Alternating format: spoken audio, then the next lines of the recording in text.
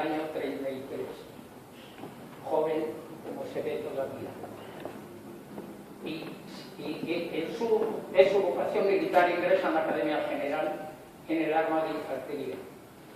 Y con el grado de teniente es destinado al grupo de tiradores de IGNI en 1957, fecha en la que en noviembre de ese año tiene lugar el ataque a IGNI de las denominadas bandas incontroladas marroquíes.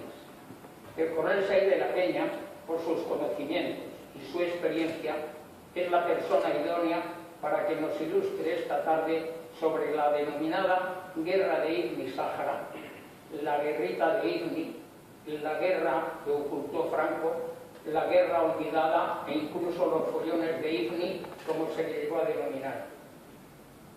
Y en este momento quiero decir que más de 400 muertos españoles, más de 500 heridos y desaparecidos, dejaron allí sus vidas en el cumplimiento de su deber. El coronel es diplomado de Estado Mayor, diplomado por la Escuela de Geodesia del Ejército, paracaidista del Ejército Español y del Ejército Francés, agregado en las embajadas de España en Argel y Rabat. Es licenciado en Estadística y Estudios Operativos por la Universidad Pierre y Marie Curie de París. Su último destino, antes de retirarse, fue el de jefe de la sección de planes de la División Logística del Estado Mayor de la Defensa. Ha trabajado en empresas en Marruecos, Mauritania, Guinea-Bissau y Gabón. Es autor de más de 20 publicaciones sobre muy diversos temas y principalmente todo lo relacionado con el fundamento islámico que domina perfectamente. Pero bueno, vayamos al libro.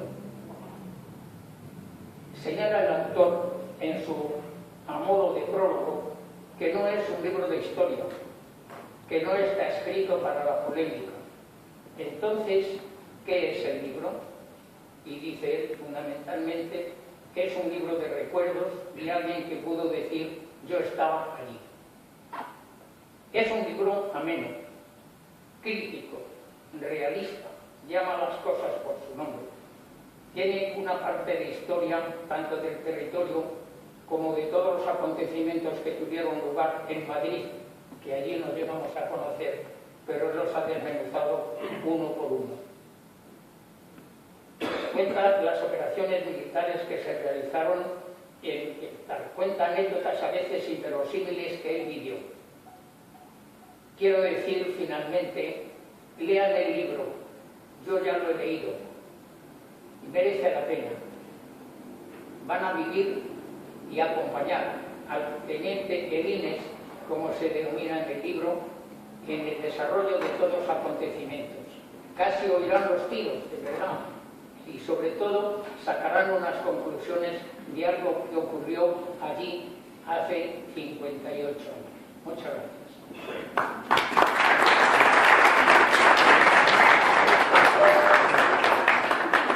Tiene la palabra don José María, el editor. Gracias, buenas tardes. Sí, efectivamente el libro que hoy presentamos no es un libro de historia, como bien nos señala su autor.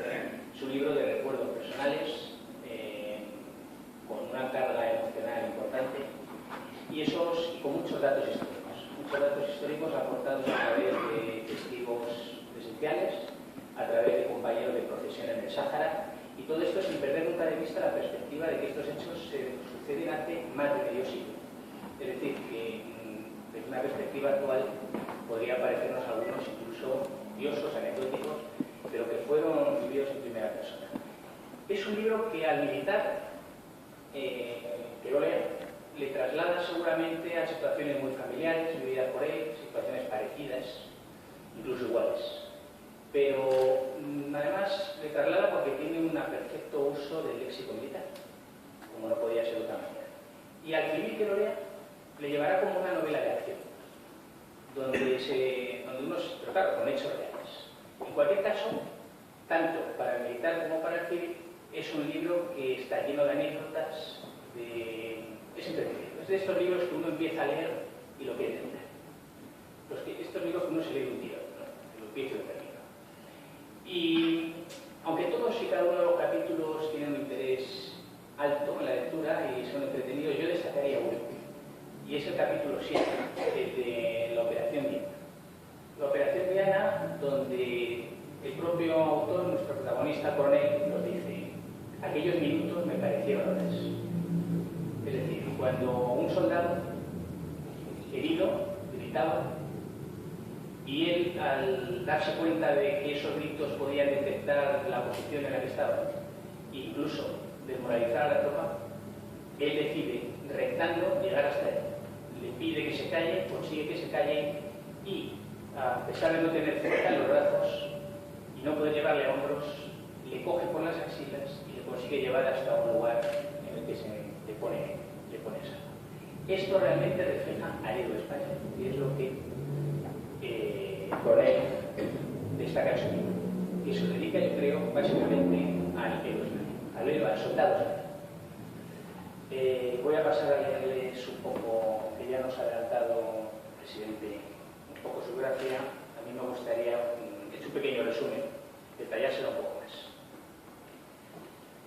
Se formó en la Academia General Militar y Academia de Infantería. Teniente en el grupo de tiradores de INMI en 1957 y 58. Coronel de Infantería. Diplomado de Estado Mayor. Diplomado por la Escuela de Geodesia de Jerez. Paracaidista en los ejércitos español y francés. Agregado a las embajadas de España en Argel y Rabat. Licenciado en Estadística y Estudios Operativos por la Universidad Pierre et Marie Curie, París. Miembro de la Unidad de Investigación sobre Seguridad y Cooperación Internacional, UISTI, de la Facultad de Ciencias Políticas y Sociología de la Universidad Complutense.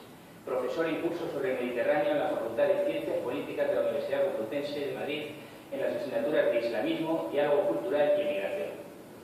Su último destino, antes de retirarse, fue el de jefe de la sección de planes de la División Logística del Estado Mayor de la Defensa, trabajando luego en distintas empresas en Marruecos, Mauritania, Guinea-Bissau y Gabón. En cuanto a su obra, es autor de Los servicios de información de un Estado democrático, Estabilidad y cambio en la República Islámica de Irán, Europa y el Mediterráneo, el fundamentalismo islámico, la inestabilidad en el Magreb, la política de inmigración en España, flujos migratorios norteafricanos hacia la Unión Europea. Medidas de confianza y diálogo cultural, España-Irán, globalización, cuestiones regionales y diálogo cultural. Periodismo y servicio secreto, los servicios de inteligencia del Magreb. Estudio de inteligencia operacional, cuaderno de estrategia 31 CSD. Las Fuerzas Armadas del Magreb, Europa y el Mediterráneo, el fundamentalismo islámico, el islamismo radical en el Magreb, elecciones y evolución política en la República Islámica de Irán, el programa nuclear de la República Islámica de Irán, inteligencia táctica y mucho más, podría seguir. Es decir, esto es un resumen de su dilatada obra. Y me gustaría terminar mi intervención para no extendernos demasiado y que podamos profundizar en el libro a través del autor, haciendo una pregunta que es con la que yo comenzaba la sinopsis. ¿Logró España una victoria militar en Sáhara-Egni, pero perdió la guerra? Bueno, por ahí. Muchas gracias.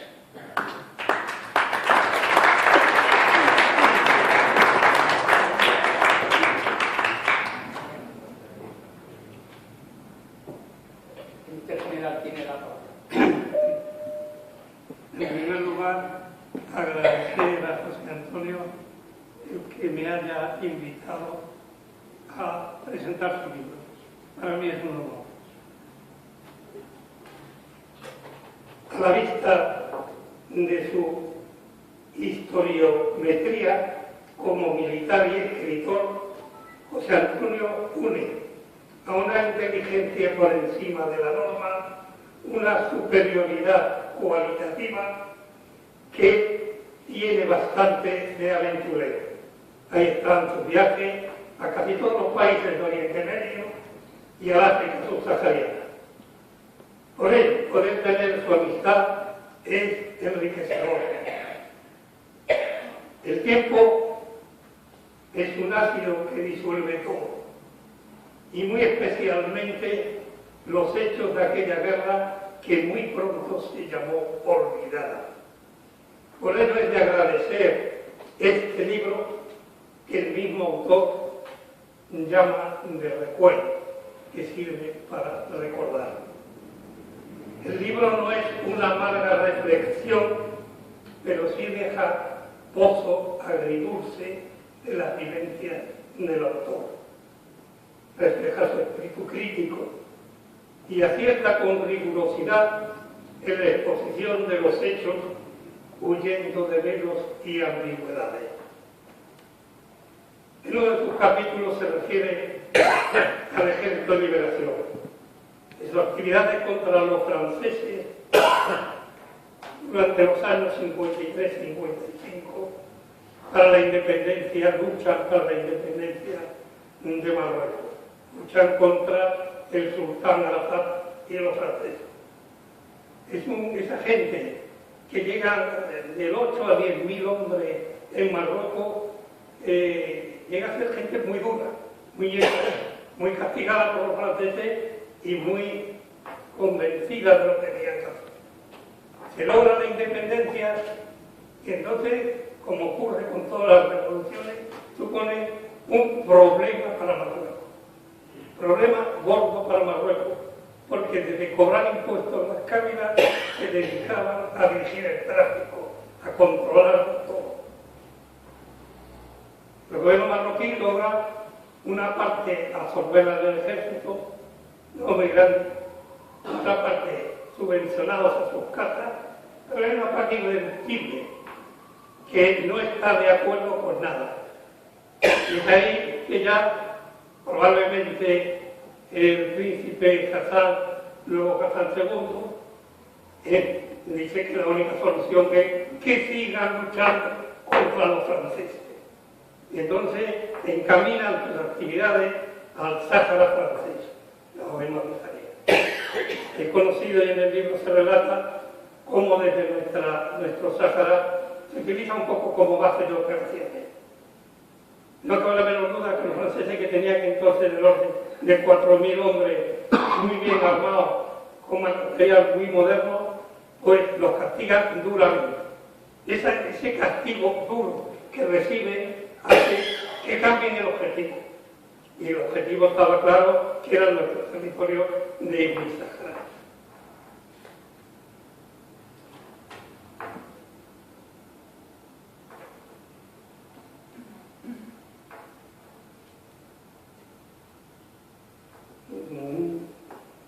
El autor relata con detalle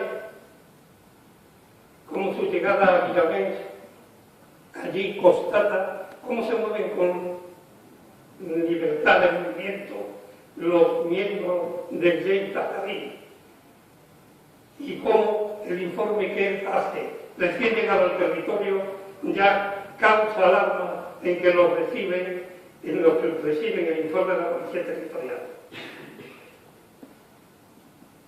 Después el destinado es malo. Ello le permite conocer y describir el origen, esplendor y decadencia de la familia Malaení, que siempre prefirió la dominación española a la francesa. Nos cuenta cómo allí destacados con su sección de fusiles tenía un mortero de 50 sin munición y cómo le ordena poner una lampada y un asentamiento de la ametralladora que no existía.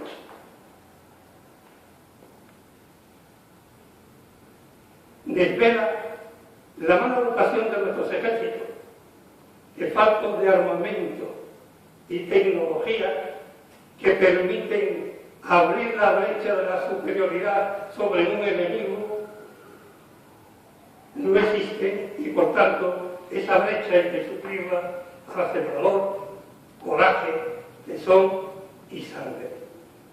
852 bajas son las que se tienen en la campaña. Pasa después en sus cambios de destino, no de destino, sino dentro de su grupo de tiradores, a incorporarse ya a la madre al grupo de tiradores indios. Ahí tiene distintos destinos y abre un capítulo muy interesante que llama ¿Por qué Ifni?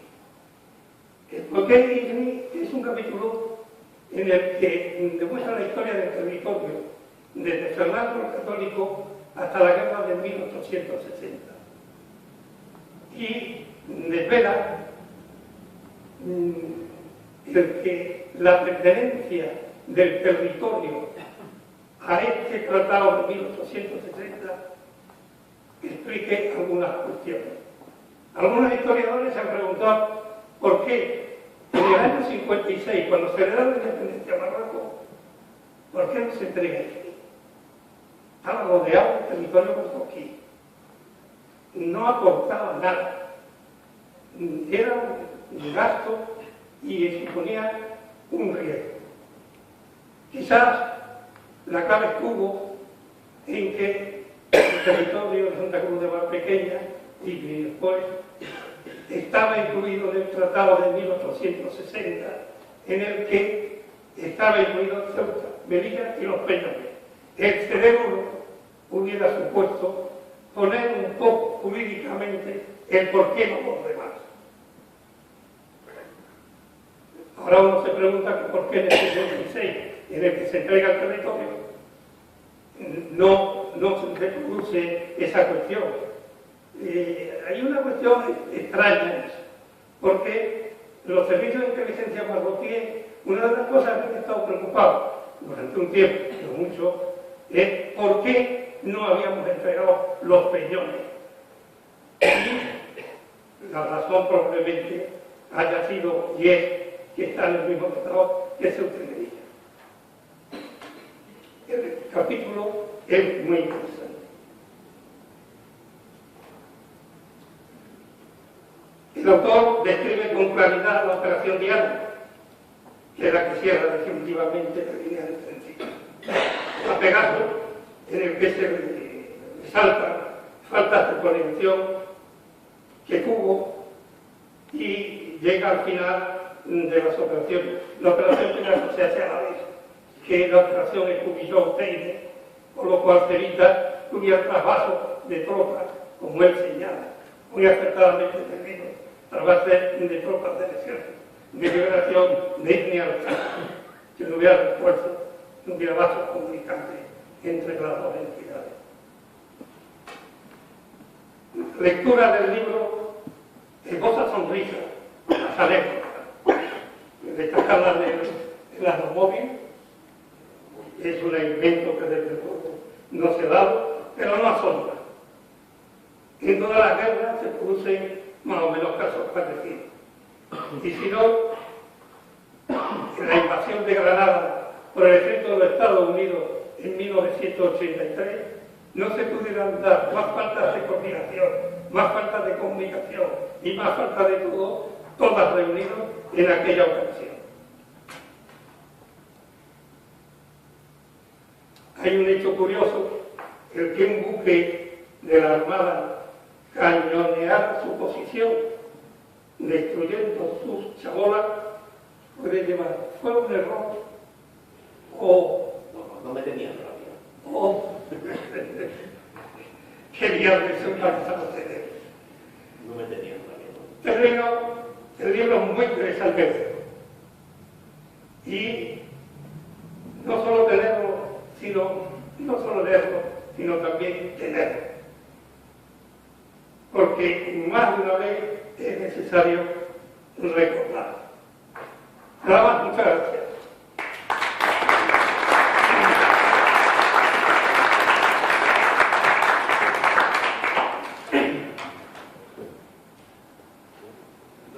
Tiene usted la palabra. Gracias. ¿Cómo funciona este cacharrito? Bueno, ¿se me oye de todas maneras? Sí. Bueno, la costumbre en este tipo de actos es empezar por un capítulo de agradecimientos. Entonces entiendo. Mi agradecimiento a todos los que me han ayudado cuando estaba haciendo el libro, a los que me impulsaron a escribir, a los que me leyeron el primer borrador y me hicieron sugerencias para mejorar, que como es lógico, hice un ratito caso. Después de eso, los que leyeron ya después la redacción definitiva y me dijeron que no estaba mal del todo. Y finalmente al editor que sin él el libro no hubiera salido. Así que gracias a ellos. Gracias a las tres personas que están aquí sentadas también, porque me están arropando. No se utilizaba nunca, desde que los políticos se dedican a ir uno para uno, se arropan todos. Bueno, también a esta casa donde nos acoge. Y finalmente, un agradecimiento a todos los presentes, porque teniendo en cuenta la cantidad de actos que hay en la Carta de Madrid, de todo tipo, que pueden ser políticos, religiosos, deportivos, de ocio puro, de deporte, se hayan preferido venir a pasar un rato aquí, es algo muy agradecido. Muchas gracias a todos. Terminado el párrafo de agradecimiento, voy a repetir algunas cosas que se han dicho ya. Voy a contar lo que este libro no es, lo que este libro iba a ser y lo que este libro acaba de ser. Este libro no es un libro de historia, aunque cuente muchas historias, algunas más lejanas, otras más próximas, y finalmente las historias que ocurrieron en Lynn y Saca en los años 57-58. Pero no es libro de historia, no tiene notas a fin de página, ni a fin de capítulo, ni al final del libro. No lleva biografía, no cita sus fuentes, tampoco. Aparte de eso, procura no dar nombres propios, pero quiere decir un comandante a quien el comandante se llama. Y no da casi fechas tampoco, a propósito. Alguna vez da fechas exactas, pero normalmente quiere decir a fin de mes o a mediados, una cosa así. Entonces, pero sobre todo, no es un libro de historia porque no hace un análisis completo y global de un problema. Y de ese análisis saca unas conclusiones. No, eso no va. Es simplemente una serie de estampas ordenadas casi cronológicamente y que el único lazo de unión que tienen es la peripecia vital de un teniente de infantería recién salido de la guerra. Eso es lo que no es un libro de historia. Por otra parte, no es un libro escrito para la polémica. Los libros que se tratan del conflicto indígena se pueden agrupar en tres bloques. El primer bloque, los libros escritos por militares profesionales. El segundo bloque, que además son historiadores casi siempre. El segundo bloque, el escrito por civiles que no tienen idea de la vida militar, que normalmente son periodistas. Y el tercero, el escrito por soldados que estuvieron entonces en Indisaca y cuentan ellos o bien son sus hijos los que nos cuentan lo que sus padres les contaron a ellos.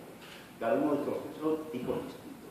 El primero tiene la ventaja de que al ser un militar profesional, pues sabe lo que está hablando. Sabe el léxico militar, sabe leer un plano, sabe interpretar una orden.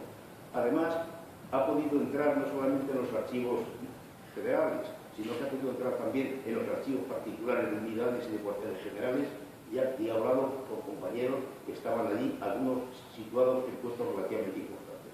Todo eso le da una credibilidad mucho mayor. Pero estos libros, aunque no ocultan los fallos y las carencias que había, y muchas, sobre todo en el campo logístico, se ponen de perfil ante esos fallos, no insisten. Y eso mismo ocurre también con los aspectos políticos que influyeron en el desencadenamiento del conflicto, en su desarrollo y en su final. Y no lo suelen tratar. Y cuando alguno trata eso, lo hacen de un modo tangencial. Si quisiese expresar solo con una frase, lo que hay dentro de este tipo de libros sería algo así como, por lo que había, que no era mucho, sí todo lo que se pudo, pero sí también. El segundo bloque, el de los civiles, es todo lo contrario. No es que no oculten los fallos, es que al revés, lo magnifican. Entonces, para ellos, los mandos eran incompetentes, la tropa estaba mal instruida, iba descalza y no comía, el material, sobre todo el armamento, era anticuado y no servía para nada, y rápidamente buscan un culpable. Y el culpable lo encuentran enseguida. El culpable es, comillas, el odioso arquero cartista. Cierro comillas. Estos gente normalmente suele haber hecho un trabajo muy grande en cuestión de investigación, de archivo. Pero cuando hablan con alguien, suelen hablar con soldados. No hablan con alguien que tuviese un puesto importante, sino con soldados que tienen una visión muy parcial. Todo eso hace que cometan errores verdaderamente infantiles, muchas veces infantiles. La frase que podría sintetizar todo esto es: todo fue un desastre sin parar. Lo de los soldados es distinto. Lo de los soldados, normalmente el soldado primero tiene una escasa formación. Sin embargo, y además, sobre todo cuando está en campaña, bien sea en operaciones o bien sea en posición fija, no tiene más tiene una perspectiva muy corta, no tiene un ambiente largo. Y cuando deja de estar ahí y baja a descansar y se encuentra con compañeros suyos que hace semanas o meses que no ha visto, se cuentan unos o otros historias fantásticas. Todo eso hace que sus relatos, que sean casi siempre bien intencionados, pero suelen ser exagerados e incluso inverosímiles, y sobre todo anecdóticos. La frase de esto, para esta gente, podría ser: qué malo pasamos, pero qué buenos compañeros siempre. Los tres libros son muy distintos, los tres bloques son muy distintos, cada uno funciona de una manera y tiene un punto de vista distinto, pero todos tienen un común denominador. Ese común denominador es el respeto por el soldado, no ya por el profesional o semiprofesional, como sea el legionario o paracaidista, sino por el soldado del servicio militar obligatorio. O bien porque le tocó a la China de hacer el servicio militar allí, ¿sí? O bien, estando en una ciudad de guarnición, lo sacaron de esa guarnición, lo metieron en un barco y apareció en un sitio donde no tenía ni idea dónde estaba, y nunca había hablar de él. Y últimamente había oído algunas cosas de que había tiros y que había muertos, y que sin embargo se esforzaron extraordinariamente. El libro mío es un híbrido entre los tres tipos anteriores. Comparte con cada uno de ellos cosas y en otras cosas es contrario a ellos. Pero, como no podía ser de otra manera, comparte por completo esa opinión sobre la valía del soldado. Entonces, digamos, ¿qué iba a ser este libro? Segunda parte. Este libro, el origen, está en la persistencia de mi familia y de algunos amigos en que pusiese por escrito cosas. Y después de insistir mucho, pues empecé a escribir. Escribir es como un vídeo solitario, igual que la pintura. Te acostumbras y luego viene a dejar. Y lo que iba a ser simplemente unas cuantas páginas, unas pocas páginas, que luego se haría una fotocopia y se repartiría con los amigos, resultó que se convirtió en un libro de 160 páginas. Pero por su origen, este libro tiene un defecto que no ha sabido arreglar, que probablemente es un relato excesivamente lineal. Eso ya no me arreglo. ¿Qué es entonces este libro? El libro mío es un libro fundamentalmente de recuerdos, como he dicho antes, por de la fiesta, un libro de recuerdo de alguien que puede decir: yo estaba allí, soy un testigo presencial. Pero, como todo el mundo que ha tenido tratos con la justicia y con la policía, sabe que el testigo presencial, incluso de muy buena fe, no es totalmente fiable. Y no es totalmente fiable porque la memoria no es una herramienta neutral. La memoria tiene su manera de trabajar. Y una vez conscientemente y otra vez de forma inconsciente, manipula los datos sobre ella. Lo más normal, de eso además tenemos una experiencia desgraciada, casi lo que estamos aquí casi todos, es que se olvidan las cosas. Que la memoria dice esto a la papelera. Y cuando está la papelera no cuánto bien se borra, como los ordenadores. Otras veces se equivoca y atribuye un hecho a una persona que hizo equivocada, o bien lo hizo equivocada. Otras veces varios hechos los suma en conjunto como si fuese un solo. Y otras veces, a fuerza de pensar realmente, la memoria acaba creyendo real y no es sentido.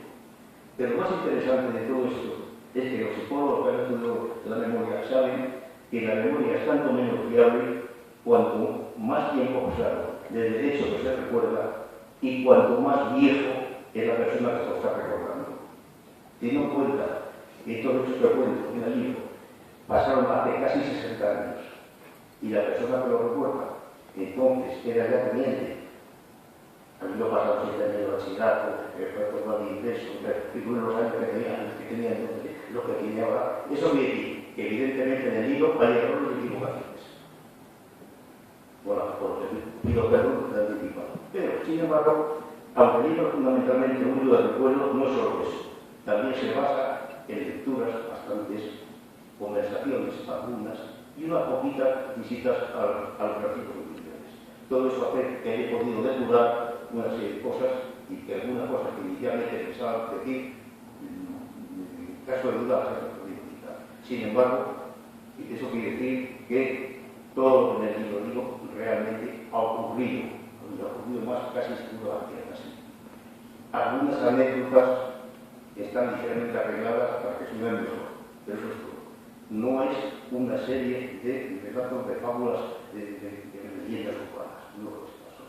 El libro tiene, yo lo he dicho al principio, partes comunes con los tres bloques de los que he hablado. Con el primer bloque de los militares profesionales, la parte común es obvia. El autor también era profesional, un militar profesional. Y por tanto, tampoco le ocurre el error del mundo. Pero se diferencia de él en que no se pone de perfil ante los desastres, delante de las denuncias, sino que la cuenta como la vida. No solamente lo militar, sino también la parte política. También la diferencia que tiene es que, por experiencia propia, desconfía profundamente de los papeles judiciales. Y modificaría la parte, la frase esta que decía que podía significar lo del primer grupo, diciendo, evidentemente, coloquiaría sí hizo lo que se pudo, pero hizo bastante bien.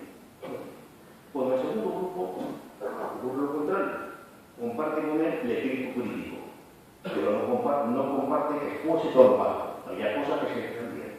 Es verdad que hubo ocasiones en que la tropa se quedó destrozada, pero se repetí inmediatamente.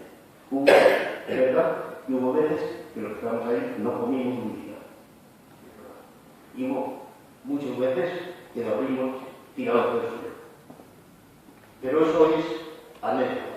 Lo que no se puede hacer, lo que esta gente convierte la anécdota en categoría. Todo se informa. Como prueba, sí, pero voy a tener como prueba que no todo se mal cuando el teniente Martín de Lines, que es el que hace mi contrafigura, que figura como si fuese yo, un alter ego, que no es como yo, pues casi. Entonces llega al territorio de África Occidental Española. Las guarniciones que había en el Sáhara Indy eran casi demostrativas. En India había aproximadamente unos 2.000 hombres y en el Sáhara poco más de 1.000. Es decir, en el conjunto habíamos 3.000 hombres de infantería. De artillería había 1.002 baterías, en el Sáhara ninguna, y en caballería ninguna en ningún sitio. Pues después del ataque del ejército de liberación